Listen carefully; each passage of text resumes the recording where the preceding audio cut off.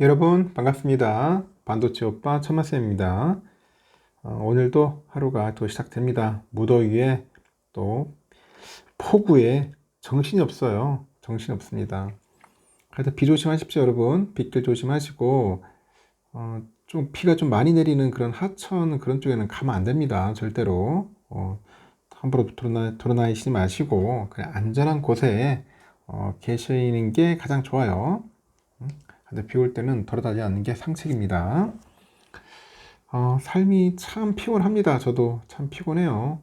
일이 어떻게 보면 일이 잘 풀려는데 이 생각 어떤 때는 일이 계속 꼬여요. 본의 아니게. 그러다 보니까 몸도 마음도 어떤 때는 많이 지치고 힘듭니다. 그 피곤하다 하면은 뭐 커피나 뭐 바카스 말고 이걸 차지한다고 하는데 우리는 삶이 피곤하면요. 이거 시원한 아메리카노나 뭐 바카스와 같은 그 자양 강장제로 가죠. 이 자양강장제 혹은 영양제를 찾는다고 합니다. 영양제 등을 찾는데 그렇게 풀린 피로는 사라진 것이 아니라고 하죠. 일시적으로 차단된 것일 뿐이다. 일시적으로 차단된 것일 뿐이다. 다시 이제 시간이 조금만 지나도 해소되지 못한 피로는 몸과 마음을 망가뜨린다고 합니다. 그래서요, 몸이 힘들다고 반드시 마음까지 힘든 건 아니에요. 이 좋아하는 친구하고 이 밤새워서 얘기하면서 이 떠들면서 놀아도 몸은 피곤할지언정 마음은 즐겁다고 합니다. 이 좋아하는 가수의 콘서트장에 가서 저녁 내내 신나게 소리를 질러도 목은 아플지언정 기분은 상쾌하다는 거죠. 이렇게 좋아하는 것을 할 때 우리는 피곤함을 느끼지는 않습니다. 다시 말해서 여러분이 계속해서 피곤함을 느끼고 있다면은 여러분 삶 대부분이 하고 싶지 않은 것으로 채워져 있을 가능성이 크다는 거예요. 만약 여러분이 계속해서 피곤함을 느끼고 있다. 그렇다면은 이 친한 친구를 만나가지고 이제 수다를 떨거나 이 가보고 싶었던 것으로 여행을 뭐 간다거나 해보고 싶은 것 등 해보고 싶었던 일에 막 뛰어들어가지고 이 피곤함을 잊어버릴 그런 일을 만들어 보자는 겁니다. 저도 보니까 영상을 계속 만들다 보니까 열심히 하다 보니까 피곤함을 잊고 했었어요. 근데 어느 순간 갑자기 뭐 유튜브 AI 로직에 걸려가지고 이렇게 좀 본의 아니게 이제 수익 창출도 안 되고 이런 현상이 발생했는데 그러다 보니 좀 약간 멘붕이 오더라고요. 굉장히 고생했습니다. 뭐 어차피 유튜브 측으로부터 나도 도움 받을 건 받고 도움 줄 건 주며 했는데 지들만 도움 싹 빼가고 근데 유튜버들은 뭐 내팽개치는 그런 모습을 보니까 좀 짜증이 나더라고요.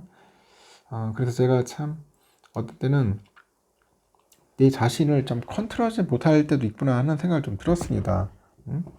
좀 적당히 뭔가 완급 조절을 좀 해야 하지 않겠나 하는 생각이 들어요. 너무 열심히 뛰었던 것 같아요.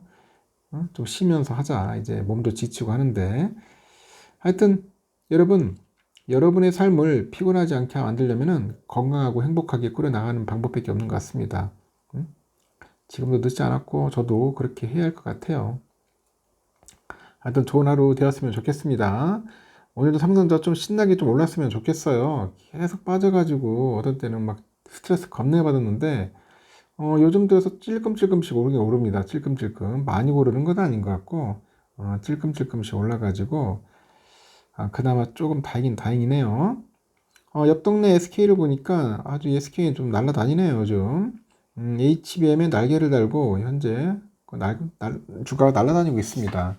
올해 상반기 보니까 대기업 집단 중에 그 상장사 그 시가총액이 가장 많이 늘어난 것이 SK그룹이라고 합니다. SK그룹인데 이 기업분석연구소 그 리더스 인덱스가 이 상장사를 보유한 80대 대기업 집단 소속의 그 366개 상장사의 시총을 분석을 했어요. 분석을 해보니까 이들 기업의 시총이 5일 종가 기준 1937조 7553억이야. 지난 1월 2일보다도 한 103조 3600억 원이나 늘었다고 합니다. 이 그룹 시총 순위에 보니까 삼성그룹이 721조 5250억이죠. 이 부동의 1등입니다. 부동의 1등. 이어서 SK그룹이 247조 2104억이에요. 2104억인데, 일단 큽니다. 커요. 시총도 크고, 3위는 LG그룹이죠. LG그룹이 163조 3,307억, 그리고 4위 현대차그룹이 160조 1,852억, 5등인 포스코그룹 69조 4,600억, 6위는 HD현대그룹 53조 202억 정도 순이었다고 합니다. 이렇게 올해 상반기에 시총이 가장 많이 증가한 곳은 SK그룹인데요. 21개 상장사 시총이 연초에 181조 7,182억 원에서 6개월 사이에 65조 4,900억 원이 증가했다는 겁니다. SK그룹 그 시총의 증가액은 반도체 업황 회복과 고대역폭 메모리 호재를 타고요. 이 주가가 큰 폭으로 오른 하이닉스의 몫이 컸답니다. 하이닉스의 몫이 컸다. 이간 하이닉스의 시총은 103조 6,675억 원에서 171조 8,086억인데 68조 1,410억 원 늘었습니다. 단일 종목 시총으로 LG그룹이나 현대차그룹의 전체 시총도 뛰어넘는 수준이죠. 이렇게 삼성그룹 시총은 연초에 665조 2,800억 원에서 56조 2,400억 원으로 늘어가지고 증가액으로는 2위를 기록했고, 삼성그룹에서는 삼성 시총이 475조 1,947억 원에서 519조 9,680억 원으로 44조 7,730억 원이나 늘었습니다. 시총 증가를 끌었어요. 현대차 그룹도 보니까 시총이 연초에 131조 350억에서 29조 1,495억 원 증가를 해가지고 시총 증가액이 세 번째로 많았고요. 자동차 판매 호조 등에 비해서 현대차가 16조 4,300억, 기아가 11조 2,600억, 현대글로비스 2조 1,900억 등 주요 계열사 시총이 증가세를 보인 거죠. 이렇게 시총 증가율에서는 HD현대그룹이 56.8% 1등이에요. 소속 상장사의 시총은 연초에 33조 8,192억 원에서 53조 202억 원으로 19조 2천억 정도 증가를 했고요. 지난 5월에 HD현대마린솔루션이 상장을 하면서 상장사가 9개로 늘었고, 인공지능 AI 전력 관련주로 부상한 HD현대일렉트릭 등의 시총이 불어난 겁니다. 반면에 LG그룹이 23조 400억, 포스코그룹 21조 5,900억, 에코프로그룹 20조 1,600억, 카카오그룹 14조 7,700억, 네이버그룹 9조 6,400억.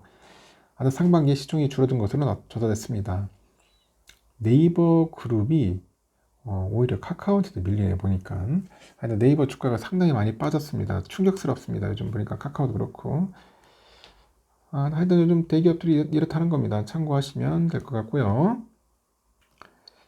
이만큼 하여튼 SK는 그 HBM이 살렸어. HBM이 살렸기 때문에 상당히 효자 노릇을 톡톡히 했습니다. 삼성전자는 HBM 때문에 지금 골머리를 앓고 있는데 앞으로 또 어떻게 흘러갈지는 좀 더 챙겨볼 것 같습니다.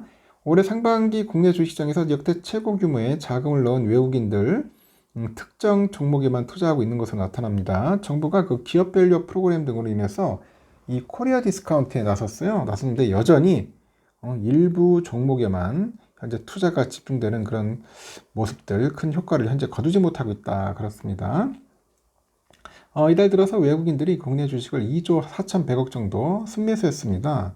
이 외국인들이 가장 많이 사들인 게 뭐냐 했더니 이 삼성전자더라고요. 삼성전자로 순매수 규모가 2조 7,863억이야. 이 전체 순매수 규모보다 삼성전자 한 종목의 이제 순매수 금액이 큰 거죠. 삼성전자 다음으로 뭐냐? 삼성전자 우선주였는데 이어서 또 삼성전기, 삼성바이오로직스, 두산에너빌리티, HLB 순이더라고요.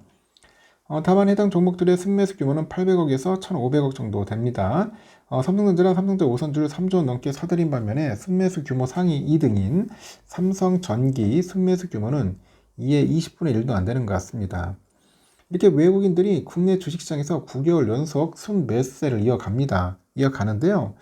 특정 종목의 투자가 집중되는 쏠림 현상은 확대된 것으로 현재 나타나고 있어요. 이 반기 기준 외국인 순매수 1등과 2등 종목 간의 격차는 지난해 상반기 이후 다소 줄어드는 추세입니다. 작년에 상반기 외국인들이 삼성전자 주식을 12조 원 넘게 사들인 반면에 2등인 하이닉스 주식의 순매수 규모는 1조 5천억 원에 불과했어요. 1조 5천억 정도. 당시 외국인 순매수 규모가 1조 원을 넘는 종목도 현대차와 하이닉스, 삼성전자 3개에 불과하는 등 쏠림 현상이 극심했죠. 이렇게 외국인의 그 투자가 특정 종목에만 집중되는 것은 국내 증시 전반의 신뢰가 높지 않고 다른 기업들의 밸류를 낮게 평가하고 있다는 의미입니다. 결국은 코리아 디스카운트로 직결되는 거죠. 지난해 하반기 외국인 투자자가 순매수 규모 1, 2등인 삼성과 에코프로를 막 각각 4조 6천억, 2조 1천억 정도 사들이면서 이 쏠림 현상이 다소 완화가 됐습니다. 이 3등인 하이닉스 주식도 1조 넘게 순매수를 했죠.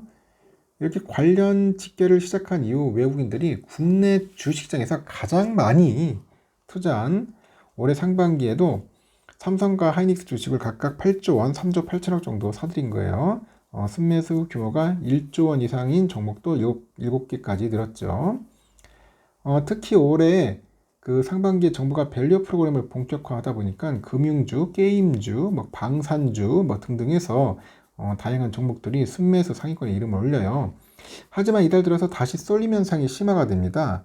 심화가 되고 있고 이 밸류업 프로그램의 그 효과가 크지 않다는 지적이 있는데 특히 이 밸류업 최대 수혜주로 꼽히는 금융주에서 오히려 자금을 빼요. 이달 외국인 투자자들은 그 신화지주 주식을 440억 정도 순매도를 했고요. 신한지주 그리고 하나금융지주, KB금융 각각 100억 이상 정도 순매도를 한 거죠. 막 매도를 해버립니다. 증권가에서는 그 원화 가치가 하락을 해서 외국인 투자자 입장에서는 그 중장기적으로 국내 주식을 매수하는 것이 유리해요. 그리고 글로벌 반도체 시장의 성장과 함께하는 그 산업을 보유한 몇 안 되는 나라인 만큼 올 하반기에도 이 외국인들이 시장을 주도할 것이다. 주도할 거로 봅니다. 다만 하반기에도 시가총액 상위 업종에 투자가 집중되는 현상은 이어질 것 같고요. 이 반도체 수출이 꺾이지 않고 있고요. 현재 글로벌 경기도 순환적인 그런 회복의 초입인 만큼 외국인 중심의 수급 구조는 그대로 이어질 거라고 합니다. 이를 통해서 코스피도 우상향 기조를 이어가겠지만은 이 외국인 매수가 시가총액 상위 업종에 집중되는 현상도 이어지지 않겠냐? 그렇게 보는 것 같습니다. 외국인들 참 많이 들어왔으면 좋겠는데 과연 어떨지 모르겠어요. 많이 샀으면 좋겠습니다. 외국인들 사줘야지 주가가 좀 시원시원하게 오르지 그렇지 않으면은 주가는 오르진 않는다. 그렇게 보시면 될 것 같습니다. 서울 그 강남구 코엑스에서 9일날 열린 삼성 파운드리 포럼 2024에서 삼성전자는 메모리부터 위탁 생산, 패키징을 아우르는 통합 원스톱 서비스 전략을 다시 한번 강조를 하더라고요. 그래서 각 솔루션은 개별 회사가 공급할 수 있다. 이를 완전히 통합해서 제공하는 것은 전 세계에서 하나뿐 삼성전자다 이렇게 외치는가 봐요. 그래서 글로벌 파운드리 시장에서 이 대만의 TSMC를 추격 중인 삼성이 종합반도체 기업의 강점을 더 적극적으로 활용하겠다는 그런 거겠죠. 의미입니다. 최근에 그 일본 AI 스타트업으로부터 그 AI 가습기를 턴키 형태로 수주한 사실도 이제는 공식화했습니다. 최시영 사장은요, 그 기조연설에서 그 침체된 시장 환경 속에서 AI는 굉장히 빠르게 진화하고 있다고 합니다. 진화하고 있다. 그리고 진화를 멈추지 않고 계속하기 위해서는 반도체 혁신이 그 어느 때보다 필요하다고 강조를 하죠. 이어서 설계 자산, 공정, 패키징 등 개별 솔루션뿐만 아니라 시스템 레벨 검증까지 전체적인 과정에서 통합적으로 제공하는 서비스가 필요하다고 합니다. 삼성은 원스톱 서비스가 파운드리 전문인 이 TSMC하고 차별화할 수 있는 강점이 될 거라고 보는 것 같아요. 지난달 미국에서 가진 포럼에서도 팹립스가 이런 통합 솔루션을 활용할 때 파운드리 메모리 패키지 업체를 각각 사용할 때보다도 칩 개발부터 생산까지 걸리는 시간을 한 20% 정도 가량 단축할 수 있다고 밝힌 바 있습니다. 필요한 그런 성능을 보장하는 것에서 더 나아가지고 이제 고객의 편의성을 최대한 극대화할 거라는 거예요. 삼성은 특히 이 과정에서 고성능 저전력 반도체를 위해서 최첨단 기술이죠. GAA하고 2.5D 패키지를 적용할 것이라고 밝혔고 이 GAA가 보면 전력 소모를 줄여가지고 AI 칩의 성능을 끌어올리는 차세대 공정 기술입니다. 삼성은 그 3나노 공정에서 세계 최초죠. GAA 공정 그 상용화에 성공을 했고요. 2.5D 패키지는 하나의 패키지에 여러 칩이 동작하도록 해가지고 전송 속도를 끌어올리고 이 패키지의 면적을 줄이는 게 특징이에요. 삼성은 예정대로 내년 2나노를 2027년 1.4나노를 양산하겠다고 밝혔습니다. 삼성은 이날 일본 도쿄에서 이제 본사를 둔 AI 기업이죠. 프리퍼드 넥스트 웍스에 공급할 2나노 기반의 AI 가속기를 턴키 형태로 수주한 성과를 공식 발표해가지고 고객사 확보에 자신감을 나타냅니다.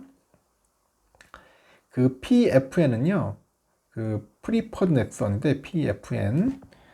여기는 AI 딥러닝 분야를 특화한 일본 최대 AI 스타트업이네요. PFN. 일본의 토요타, 히타치 등의 투자를 받았고 마이크로소프트, 엔비디아 등과도 협력한 이력이 있어요. 당초 PFN은 TSMC를 통해서 AI 반도체를 생산했는데 이번에 삼성에 맡겼다는 점에서 수주의 의미가 크다는 평가가 있고, 삼성은 이번 과제를 기반으로 향후 차세대 데이터 센터하고 그 생성 AI 컴퓨팅 시장을 겨냥해서 획기적인 AI의 칩넷 솔루션을 선보일 것이다. 그런 이야기를 하는 것 같습니다. 삼성의 이번 수주 성과에는 팹립스하고 파운드리 사이에서 연결고리 역할을 하는 그 디자인 하우스 파트너가 있는데 이 가온 칩스와의 협력이 토대가 됐다고 하네요. DSP는 팹립스가 설계한 칩을 파운드리용 도면으로 그리는 역할을 하는데 이 칩 설계가 점점 복잡해지다 보니까 DSP의 역할이 중요해지는 추세고, 이 팹립스가 핵심 설계를 하고요. 나머지 설계를 이 DSP가 맡은 뒤에 하나의 칩이 나오는 방식인 것 같습니다. 삼성은 향후에 AI 그 반도체 그 수에 대비해서 그 DSP하고 협력을 강화하는 것 같아요. 확대를 하고, 삼성은 국내의 DSP 협력 강화는 한국 팹립스 업체들이 AI 시장에서 그 영향력을 확대해 가는데 크게 기여할 거라고 합니다. 한편 대규모 투자 사들단과 함께 방한 중인 그 그레그 에벗 미국 텍사스 주지사죠. 오전에 삼성전자 평택 캠퍼스 찾아가지고 전영인 부회장 등 주요 경영진과 그 반도체 생산 라인 제품 등을 살펴봐요. 그 삼성은 현재 텍사스주 리테일러시에다 23조 원 이상을 투자를 했네요. 그래서 반도체 공장을 짓고 있고, 에벗 주지사는 이 같은 투자의 감사를 전한 것으로 현재 알려져 있습니다. 참고하시면 될 것 같습니다. 하여튼 삼성은 잘하고 있네요.